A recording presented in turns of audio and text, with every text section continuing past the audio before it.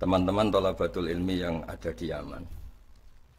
Biasanya kalau di Indonesia, wasatiyah itu disebut atau diterjemahkan atau dialihbahasakan moderasi Islam. Di kamus bahasa Indonesia, moderasi itu ditulis sebagai yang berkecenderungan tengah, berkecenderungan tidak ekstrim, baik dalam perilaku maupun faham. Juga dijelaskan moderasi adalah sikap mau mendengar orang lain. Dan alhamdulillah berkahnya teman-teman di Yaman, saya punya kitab Usulul Wasatiyah, saya baca khatam, dan itu persis seperti keyakinan-keyakinan kita yang punya sanad muttasil sampai manhaj Wali Songo. Kita punya sekian kasus dalam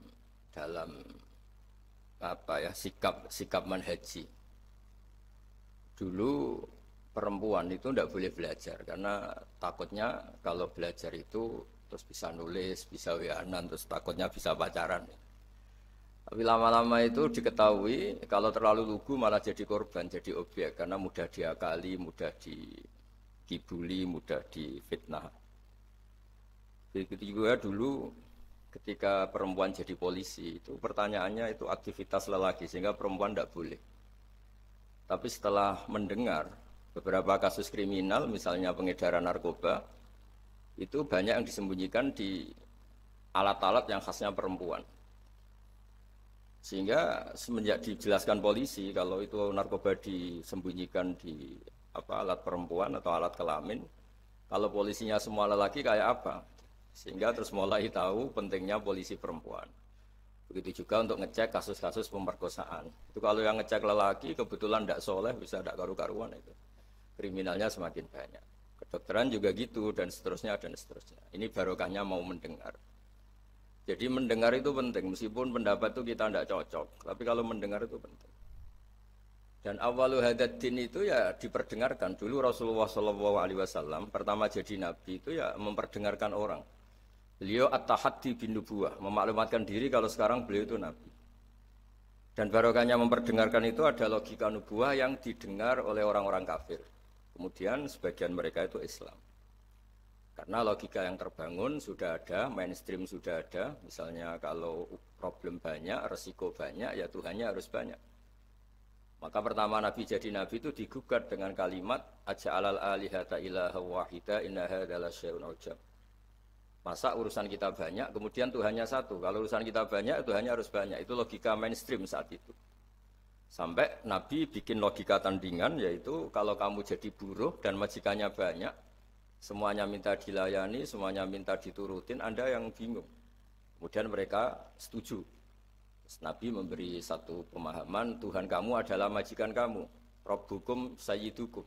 Dan itu kalau banyak, kamu akan bingung karena semuanya punya hak merintah, punya hak negur, terutama punya hak memberi sanksi.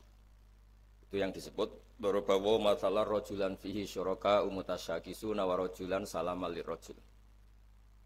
Nah logika-logika permanen ini yang disebut kita nggak boleh ekstrim karena semua cerita dulu Nabi itu sah ya. Sah itu meskipun itu nggak pilihan, sah.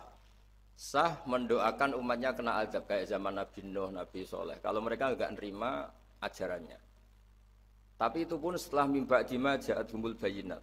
Atau sebagian ayat disebut hatta ta'tiyahumul bayinat. Jadi sanksi itu setelah kita memberi penjelasan kebenaran itu terang welo-welo, sejelas-jelas mungkin. Logika yang nggak bisa ditolak. Itu baru sah kita mengkutuk, baru sah kita menyalahkan. Sehingga semua nabi itu punya kemampuan fatona, kecerdasan yang orang itu nggak bisa ngelak. Dulu misalnya di fikih, orang Medina itu abkhosun nas, orang yang paling buruk dalam timbangan, orang yang sering transaksi tidak cash, tidak nakdan. Misalnya beli mangga masih pentil itu sudah dibayari dengan asumsi jadi mangga tua. Itu sudah perilakunya ahlul Madinah zaman itu begitu. Terus Nabi datang, ara'aita in mana Allahu as-samrah fabima astahilu ahadukum ala sahibi. Kamu menjual dengan asumsi itu sudah mangga tua. Kemudian mesti harganya mahal. Bagaimana kalau masih pentil sudah kena musibah, kena angin, Lalu kamu mengambil uang itu atas nama apa? Atas nama mangga tua nyatanya yang didapat pentil, atas nama pentil masa iya harganya sebanyak itu. Akhirnya ada kesadaran bahwa muamalah seperti itu tidak sehat, tidak benar itu. Begitu juga logika-logika tentang ada seseorang pemuda yang mau masuk Islam tapi syaratnya dibolehkan zina. Sampai geger karena itu enggak etis. Ketika geger-geger Nabi tanya, ada apa itu? Ada syabun yadkhulu fil Islam tapi yasta'zinu fi zina. Dia tetap izin bisa zina. Kata Nabi, sudah enggak apa-apa suruh sini ya. Setelah ketemu Nabi mau mengset ya. Membuat logika yang luar biasa. Atau hibbuhu li bintik. Kamu suka kalau punya putri kemudian jadi demenannya orang, jadi dizinain orang. Ya enggak. Kamu suka kalau perilaku itu ada di ibu kamu. Hidung-hidung belang menjadikan ibu kamu objek seks ibu itu. Hidung belang itu ya enggak terima. Atau hibbuhu li bintik, atau hibbuhu li ummik, atau hibbuhu li kholatik, li amatik. Nabi itu ngulang berkali-kali. Sampai pemuda tadi menyimpulkan betapa buruknya zina. Bagaimana kalau korban itu anak saya, ibu saya, bule saya, budi saya, dan seterusnya. Semenjak itu kata beliau, kata pemuda tadi sama masuk Islam tanpa persyaratan boleh zina, dan zina itu abbahasya. Sesuatu yang sangat buruk. Nah ini yang harus dilatih terus oleh sikap-sikap yang nyun sewu bisa disebut ekstrim karena harusnya logika-logika Islam itu dipahami secara baik. Hingga beberapa kali larangan-larangan manhiyat juga Allah menyebut innahu kana fahsyata wa maqta wa sa'a sabila. Jadi disebut itu buruk sekali. Misalnya pembunuhan, bagaimana kalau itu anak kamu, korbannya keluarga kamu. Sadis juga gitu, bayangkan kalau itu korbannya anak kamu. Sehingga dari baca ini kitabnya Sayyid Abdul Barun, saya alhamdulillah baca dan baca mungkin 2 jam khatam karena memang pola itu pola mainstream. Jadi penting membaca kitab dengan mudah dan gamblang itu penting karena itu artinya ada mindset bersama, ada pikiran bersama yang kita terimanya itu sudah sayyuhal lisyaribin, nyaman. Jadi kalau saya baca kitab itu ukurannya gampang, kalau saya baca kok nyaman gampang berarti ya sepikiran karena ya memang mindset yang sama. Dan ciri utama kebenaran itu harus dicatat sayyuhal lisyaribin. Jadi kebenaran itu harus mudah dicerna. Caranya gimana ya tadi saya ulang lagi kita harus mau mendengar. Jadi beberapa pemahaman yang keliru dulu misalnya tidak ada penyakit menular. Kemudian ada orang Arabi yang mencoba unta yang waras dijejerkan yang kudisen. Yang ternyata yang waras jadi kudisen. Sehingga mereka protes ya Rasulullah kata engkau la adwa wala tiarota. Tidak ada penyakit menular. Ini unta sembuh, unta sehat. Kena unta gudikan ternyata ikut gudikan. Lalu sama Nabi dibenarkan paman adal awala. Lalu yang nulari yang pertama siapa? Itu asli ya Rasulullah dari Allah. Nah, ternyata pemahaman tadi dikira penyakit nggak boleh menular, itu dicoba yang sakit dijajarkan yang sehat, tapi Nabi membenarkan maksud saya awal penyakit itu dari siapa? Tentu dari kehendak Allah Subhanahu wa taala. Nah, di sini akhirnya ada logika bersama bahwa untuk menghadapi sesuatu itu pentingnya mendengar. Kemudian yang terakhir dan saya mohon nanti diskusinya tentang kitab ini al-ghulu wa takfir. Di mana-mana itu yang namanya nabi itu ya orang kafir dijadikan sebagai muslim. Orang baik juga gitu. Di mana-mana orang baik inginnya yang fasik jadi soleh, yang soleh bodoh menjadi soleh pinter, yang setengah pinter menjadi pinter banget, syukur-syukur jadi wali. Nah logika-logika itu harus permanen. Di mana-mana ya inginnya kita itu ya yang enggak baik dijadikan baik. Ini bukan kebalik, yang sudah baik dikafirkan, yang sudah anggota dikeluarkan. Itu aja secara organisasi masalah kan. Jadi takfir itu sebenarnya tidak usah dalil sudah jelas masa yang sudah masuk dikeluarin. Yang di luar saja difasilitasi kulil ladzina kafaru iyantahu yughfar lahum ma qad salam. Kalau kamu mau masuk Islam, fasilitasnya itu yughfar lahum ma qad salam. Masalah-masalah kamu, dosa-dosa kamu akan diampuni. Jadi tahu-tahu orang yang min ahli la ilaha illallah karena kesalahan tertentu, entah pegang patok kuburan, entah apalah peringatan sesajen langsung dikafirkan. Ini kan jadi aneh. Padahal acaranya tahlilan.